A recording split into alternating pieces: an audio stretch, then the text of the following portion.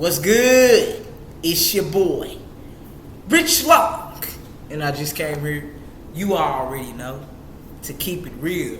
Look, man, I feel like just coming on and giving y'all some news y'all can use. You feel me?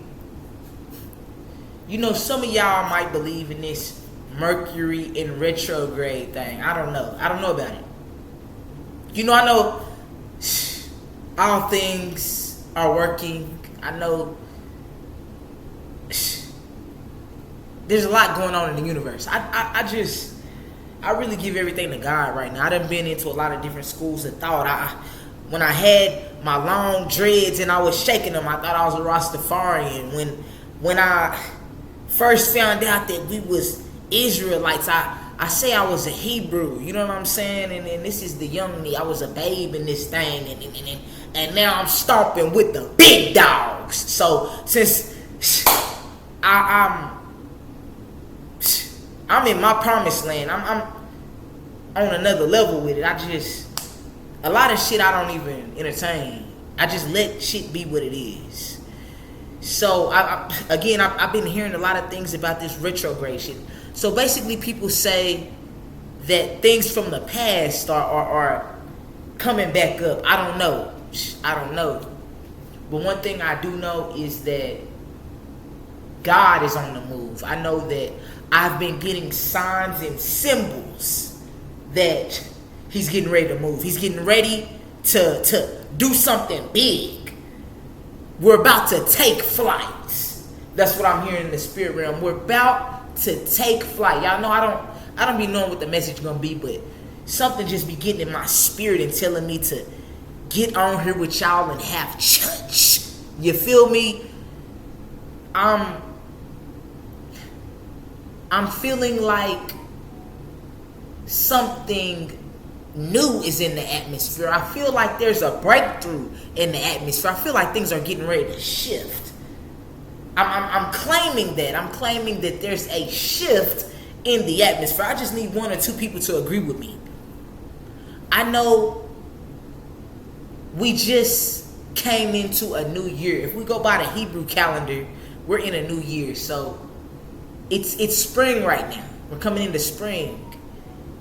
And we're going to see a lot of things spring forth. That was a word I gave a couple weeks back. That by March 15th, God had to have His seed planted so that in April things could spring forth and the flowers would be in full bloom. God said that it's real. You know what I mean? It's real. I've been seeing it for myself. Last year we got a word, and this was a literal word. The word was Los Imadores. I was like, what the hell did that mean? Los Imadores. I kept hearing that. I don't know what's the thing. So I go look it up. And Los Imadores means agave harvesters. Agave harvesters, what do that mean? You know, it was in synchronicity. It was like a lot of things were happening around that time. We were getting ready to go into Mexico at that time. It's a lot of things y'all missed out on. I'm not even going to stunt. Because it's not always safe for me to say every single thing I'm doing. But along the way, I get with y'all and I let y'all know things that are going on. But anyways, that's when we were in contact with a sister in Mexico.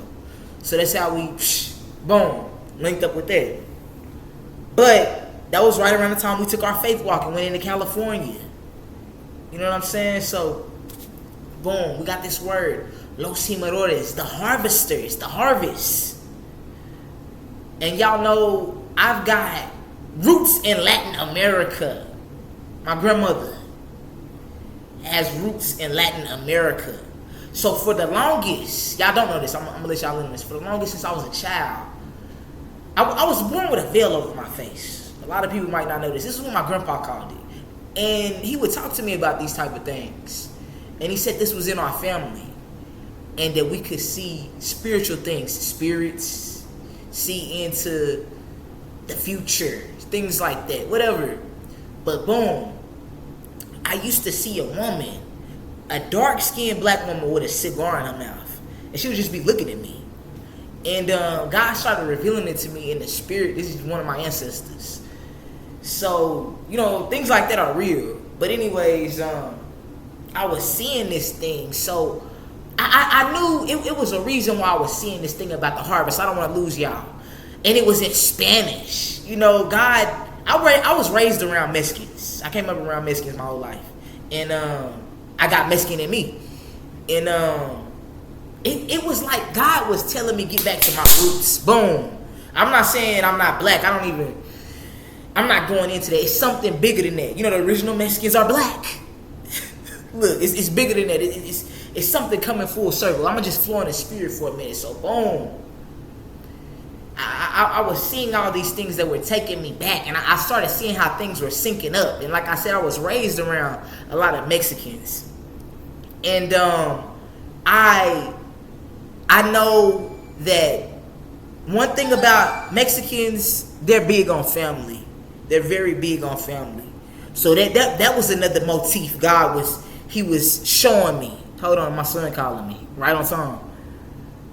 I'm on my way. Alright, good. So boom. Los Jimadores, the harvesters. The harvesters. Look. I knew that I had planted a seed. God had been telling me I had a seed in the ground. And one of the promises that God had made to me, and this is something he told me. This was before I had even went on this journey.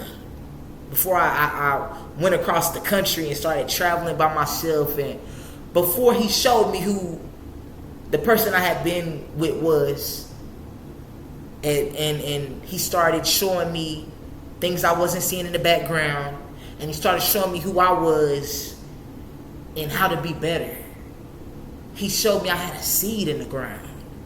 And he promised me that he would restore my family.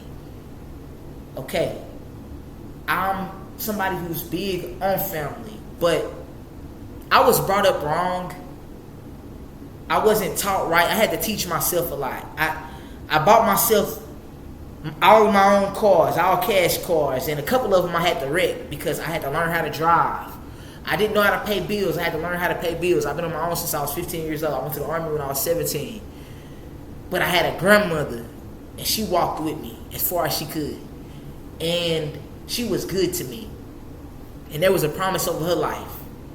And she didn't receive everything that was promised to her.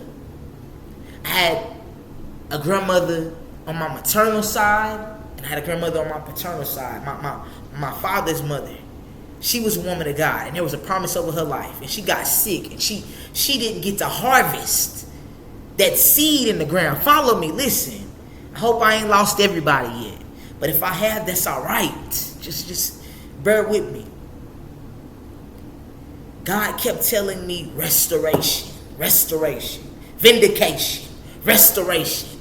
But it was bigger than him just blowing the minds of the people who had mocked me and who were naysayers and who were backbiters.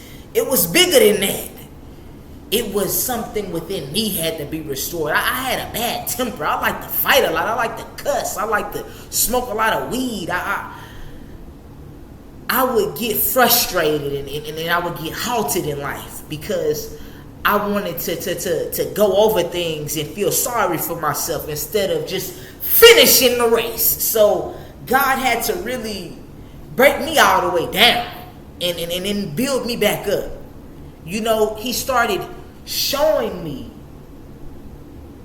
that I was more than who I thought I was. I was bigger than the things that I was allowing in my life and the people that I was allowing in my life.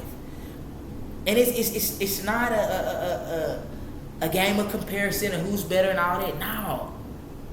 When you're meant to be of influence to God's people or just to have a certain walk,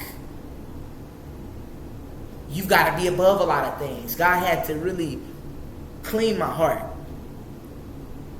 I used to would chase niggas with machetes. I'm not even playing.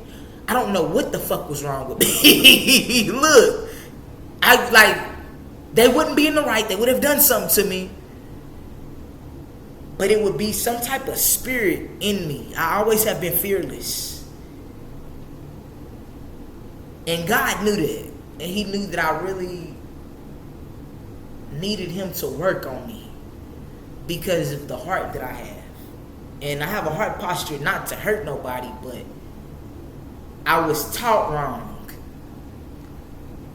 I come from a real gangster type family. I'm not even gonna stunt. Like, one of my earliest memories, I was like 3 or 4. God rest my uncle's soul, my favorite person in the world. I love him.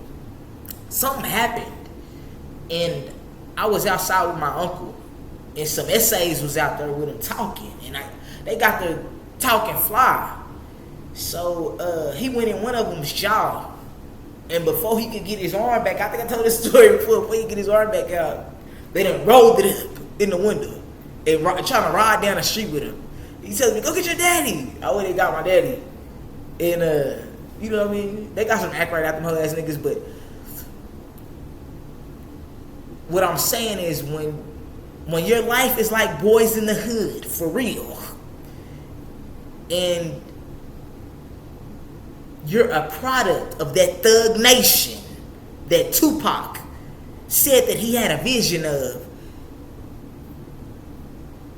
it's real.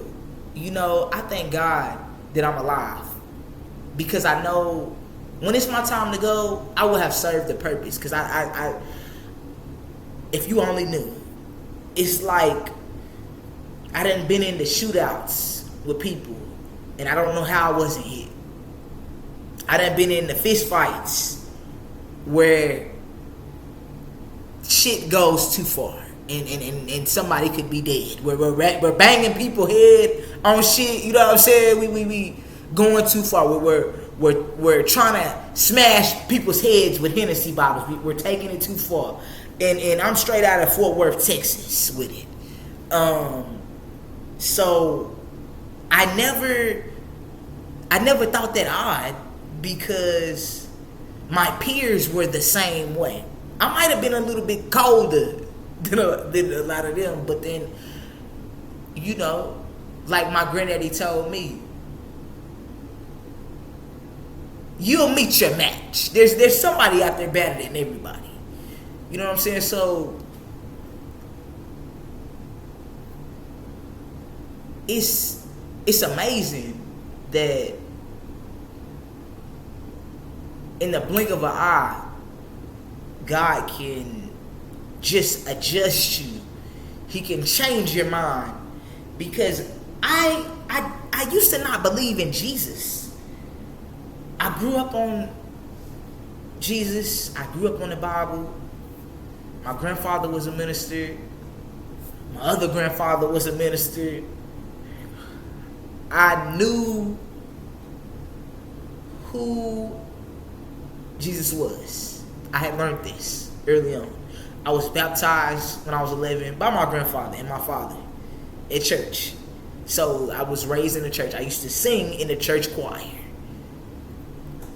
So I knew this. But when I got older, like I told you, I grew my dreads out. I was on a black power tip. That's before I just started dealing with the righteous. And before I got a full understanding of colorable law, and that we're not really black, they're not really white, and it really doesn't matter, because I see you black devils. You know what I'm saying? So we got to deal with the black devil first. Anyway, so I got off all those type of power trips that were nothing but, it was a mute point, and it was good to build a sense of pride, but also it built an ego. Some people don't come out of that school of thought, out of the black power phase.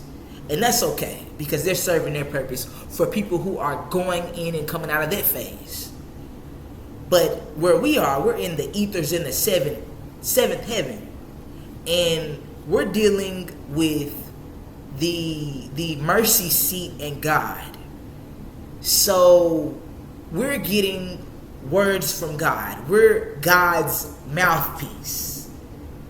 So God began to reveal to me through people on YouTube who I was called to be, and not who I was in the world. And it was a beautiful thing, the destruction that took place. And I'm thankful and I'm grateful that God was able to deliver me from the hell that I was in. Because I was people pleasing and nobody really loved me. They just like to take advantage of me and to benefit off of the blessings that God would give me or the things that I would say. They want to ear hustle game from me or steal ideas because I would just give all of myself to people. I didn't know how special I was and that I should hide some of this away and that I shouldn't share everything. Not myself, not my body, not my mind, not my heart, none of that. We shouldn't share every piece of ourselves. Save something for yourself. You know, when I went to jail for 6 months in Philly, shout out to Goldie, shout out to Day Day, my babies. When I went to jail, they kept me. Through God working through them, they helped me keep my mind because I was in isolation majority of that time. I was housed alone and I was wrecked by myself a lot. And it was during COVID, so it was a lot of strange shit going on. And I drew a lot of attention, just like I always do. And there God really began to produce oil with the pressing. And I had to fight a lot, and that was good for me. Because sometimes we have to be reminded of who we are and what we're capable of. And I was reminded. And something was drawn out of me. You know, and it was another level. It was a battle between my higher self and my lower self. My good nature and my bad nature. My good intentions for myself in the world and the intentions that the world wanted me to have for myself. And what the world wanted me to produce for myself and others. See, being in Philadelphia, I really got to be free. Because those niggas are real free, even though they crazy. Them is some of the freest niggas I've ever seen. They'll wear a dress and be so free and gangster with it. In they mind. And everybody's a hustler. And everybody has a vision and everybody's a star. And I love it. I love the city of Philadelphia. It's in my heart. You know what I'm saying? When I was in LA, it served its purpose. LA is a filthy place full of demons. And God is going to judge you. God is going to judge how they've treated the black people in LA. And a lot of the black people are ignorant and they don't even know how bad they've been treated because they're so homogenized and niggified because they've been degraded and because they done been overrun by Mexico. You know what I'm saying? But that's a story for another day. Because really, those aren't the original inhabitants of the land. Them people are Spaniards and white people. And those are the people that enslaved us that came over on the Nina, the Pinta, and the Santa Maria. Them are them motherfuckers from Spain, and God forgive me for my language, but I just need to flow with y'all for a second. It's a lot going on. God has been revealing a lot to me. Listen, there's prophecies unfolding right before our eyes. China owns everything. I was just talking to a white man about this. China done went and secretly bought every damn thing. Y'all know America's for sale. They own the tollways. They own all the farmland. The farmers have been talking and people ain't been paying attention that they can't even go and buy farmland. Farmland that used to just 3 or 4 years ago before COVID cost $3,000 is now costing $15,000 and $20,000. And they say that when they go to turn in their food to the marketplaces are owned by the Chinese as well. So we don't have any control over our food anymore. We know that the earth is undergoing a lot of changes and shifts. There's natural disasters every day, and God is in agreement with it because that's the only way it can be made new. We know that there's people shifting all over the world and moving, and that God still has to reveal that we are the aboriginals of this land, and people need to stop trying to take it. They didn't never ask us if they could live here, Mexico. Nigeria. Not trying to be funny. That don't mean that nothing bad should happen to y'all. This is what I'm saying. For people who are legally here, that's fine. A lot of y'all haven't put respect on our name. So God is going to put things in motion to make things just a little bit harder. And he's going to make it harder for people to get naturalized over here. The Chinese already have put in law a way for them to be above us when they did that Stop Asian Hate thing.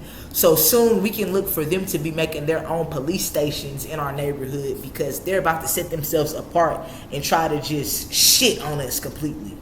From what God has been revealing to me, allegedly, not only that, there are more Asian males under 40, single males, coming over here through Mexico than there are anybody, from what they've been reporting. And what God revealed to me is those are soldiers. A lot of these people that are coming over here are sleeper cells. So they're already in the country. So when war breaks out, don't be surprised if you're getting kung fu'd in your ass because somebody done slipped across the border. And America's been giving them a social security check while they waited to kick your ass. So look, it's real. But meanwhile, back at the ranch, Los Jimadores, the harvest. We're entering the harvest time. And we gonna eat. We gonna eat. For real. And God, he's saying that not only is there going to be vindication, not only is there going to be restoration, but a rejuvenation in the body of Christ. And that the young and old are going to bear witness. There's going to be people that you never thought that you would see come out and testify and tell you everything they've been through and what God brought them out of. And this is what he's been waiting on. This is the revival, the worldwide revival that we've been waiting on. And I gotta go get my baby, so I'll be back ASAP like Rocky.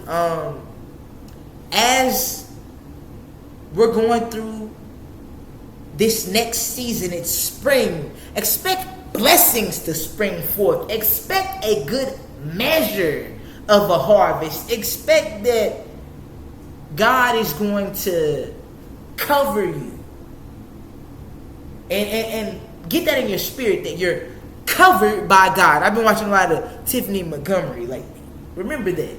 Keep it in your spirit. You're covered by God. For real. I'll be back when I'm back.